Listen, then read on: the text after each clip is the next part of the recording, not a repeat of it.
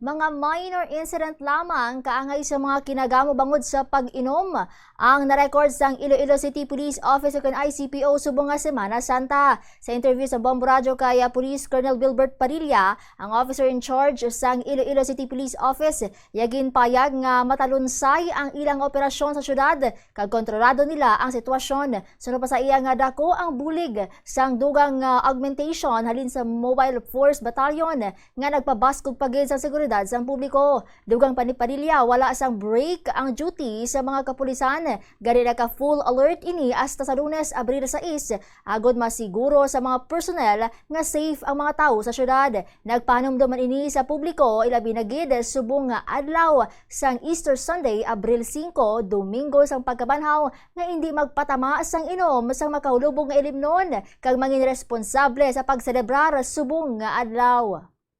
Alarm lang sa nag-inuman.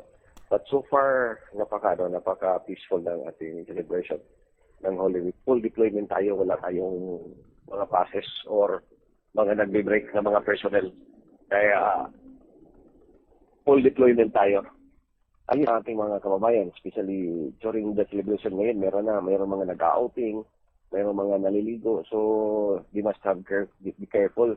Especially may mga reported other place, may mga incident ng drowning dahil nakainom, naliligo, yun ang mga nagiging causes at nagiging rason din na mayroong mga nag-aaway dahil sa inuman.